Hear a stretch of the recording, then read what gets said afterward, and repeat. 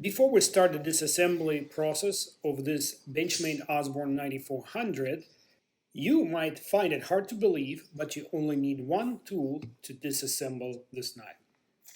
And that is the interchangeable bit screwdriver.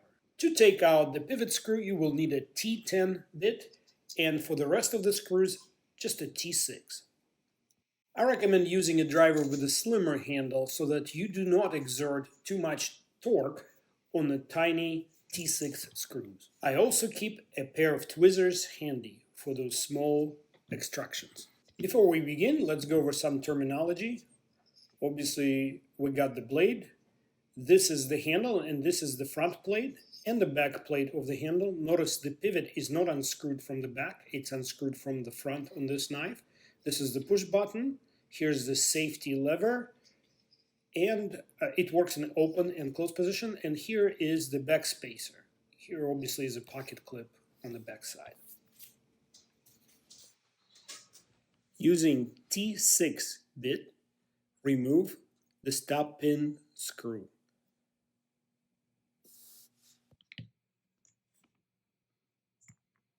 Flip the knife to the front side and remove the middle screw.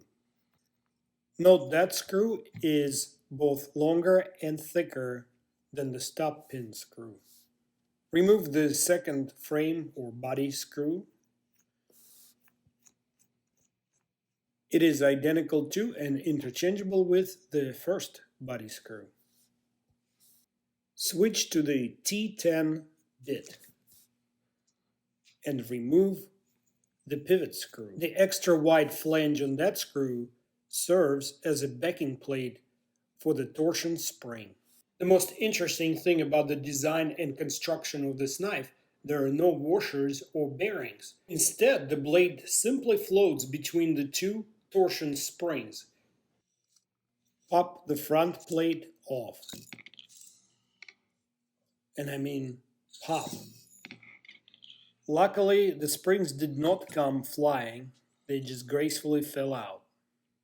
No worries, this is my first time disassembling this knife, so adventures are expected. Remove the spring, remove the blade.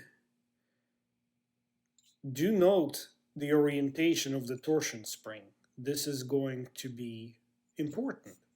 These springs are not identical, unlike on a Claymore double spring knife. There's a front and a back spring, and what you see in my hand right now, it's a back spring on the back plate. The difference is the arms pointing slightly up, those little tabs, and one of them, the bottom one, sits in the deep slot. Pivot nut is not removable at all, so don't try, there's no need. It's pressed in, and probably for a good reason. But the little pin is removable. That's a backstop pin that prevents the blade from striking the back spacer when the knife is closed. That back spacer is a decent piece of engineering because it also functions as a retaining bracket for the safety lock as well as its detent spring. Other than cleaning the cavities that hold the springs, there's not much else to maintain on this almost new knife. Hopefully your 9400 is a lot dirtier than mine, which would be the evidence of you carrying it in your pocket all the time. And that is why you are disassembling it for maintenance. After examining the knife's internals, I realized that removing a pocket clip is a good idea because I will need the back plate sitting absolutely flat on the mat during reassembly. Prepping the blade by cladding it in cardboard is absolute must do because in the future step you will be pressing down onto the blade and you want it to be level with the back plate. So this cardboard not only protects your fingers, but it also will help you reassemble the knife, which is what I'm illustrating here by pressing the cardboard down to make sure it levels the blade.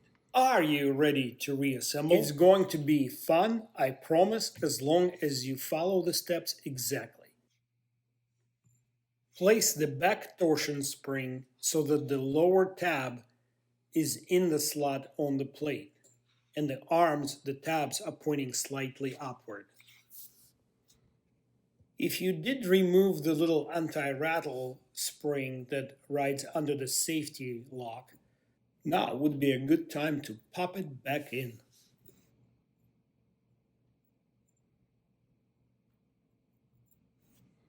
Make sure that the blade edge is to your left, and then rotate it so that the spring slot on the blade lines up with the tab on the spring.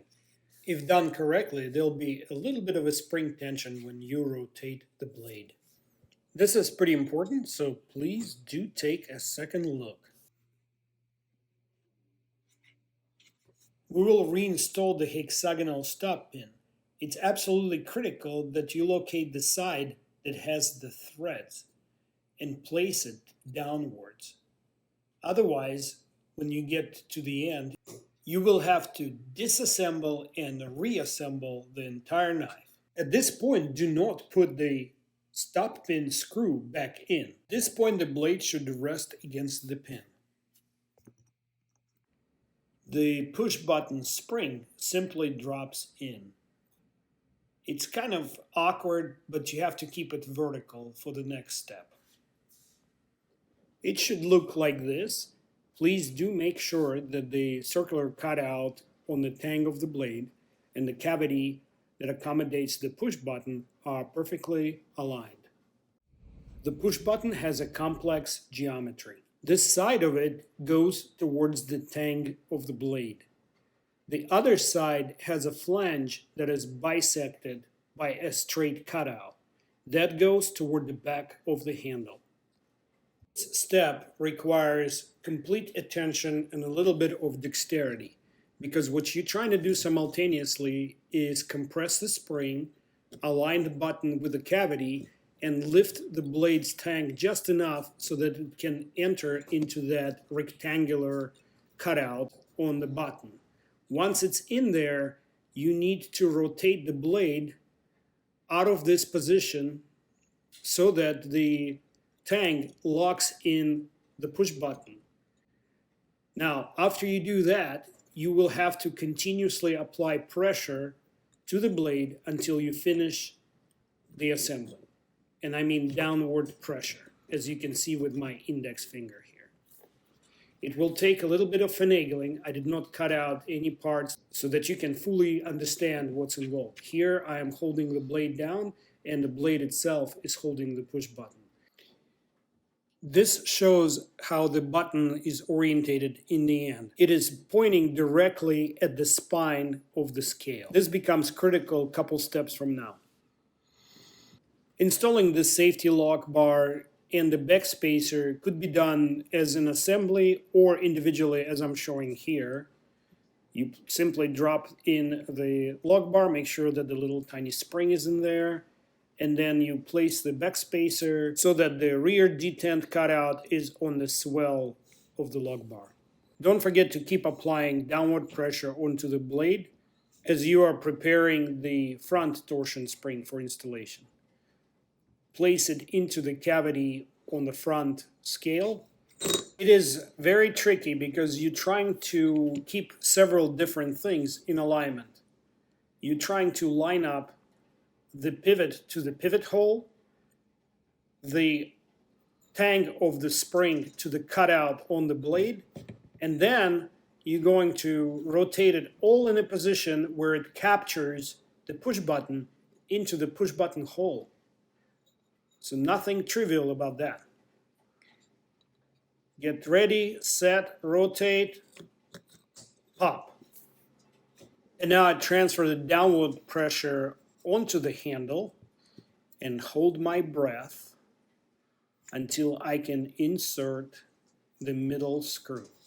And for that, as you can see, the backspacer needs to be realigned because it keeps trying to move out of alignment as it's not captured by anything. You see me here trying to push on that push button because it's not fully extending from its nest, from its hole. I'm still trying to line up the backspacer. And that little pop you heard was the push button popping up from its hole to where it's supposed to be. And when it looks okay, it looks like I captured it where it needs to be.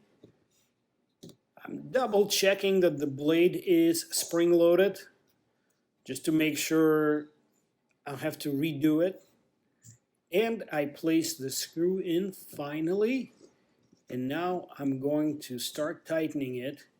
And the second pop you're about to hear is the front stop pin settling itself into the nest on the front screw. At this point, it's okay to release the downward pressure and start installing the pivot screw. You can torque down the pivot screw. I end up over torquing it a little bit. And now I am checking functionality of the button. It seems to be unlocking the blade just fine. Doing a visual inspection, noticing the position of the stop pin. And I need to loosen just maybe 1/8 of a turn on the pivot. And now I'm ready for the first function test. I don't see anything that would alarm me at all, but never hurts to be careful. Here you go. Here's where I detect a little bit of the vertical play on the blade. So I am going to install the rear frame screw just to make sure that's not what's causing the play. And that can happen. The entire system interacts with itself in such a way that loose screws can cause play in the front. And it seems like the play is still there. I feel it. And I examined the stop pin and notice it's hexagonal and there's like a little dot on the facet that is pointing toward me right there. So I recall that it was not the case when I first got the knife. So I realized that this hexagonal pin has these flats that are different distance from the center of it. And that is done so that if the blade wears out or the pin wears out, you can rotate it to the next plane. So you have 6 stop surfaces there. And if they're all set different distance from the center, I need to adjust it to where the surface that's in contact with the blade locks it properly. The important thing here is that you can adjust that vertical lockup at any time without disassembling the whole knife by simply removing this one screw and rotating the pin. But if no adjustment is needed, mark the surface that is engaged before disassembling the knife. And now that you are satisfied with the blade lockup, reinstall the stop pin screw. And while I'm doing it, I'd like to remind you that my channel is completely independent from sponsorship, and when you like, subscribe, or share my content, as well as when you shop with the links provided in the description, all of these things help me keep it that way. The final checks should be as followed. Close the knife and apply safety. Press the push button to ensure the blade does not deploy. Examining it carefully, making sure there are no interferences. Unlock the button. The blade shouldn't have fired until I push the button, as it correctly did. Place the safety in the lock position and make sure that the blade is locked in place and the push button cannot activate it. At this point, it's a good idea to restore your normal breathing and admire the beautiful knife that somehow ended up in your possession. Good time to do the wieldability test. Still wields just fine. Admire it as it is a fine piece of cutlery. And now it's time to reinstall the pocket clip. I really don't think you need an explanation. And what you see on my pocket clip is a strange observation. It looks like the coating is worn out under one screw And on the back side, you can see the high gloss polish finish on the clip. So it looks like Benchmade remanufactured the clip out of the stainless or bare steel looking ones into this powder coated style, which kind of makes me wonder if yours are the same way. Let me know in the comments. Or is mine a special edition COVID knife where they ran into the production shortages?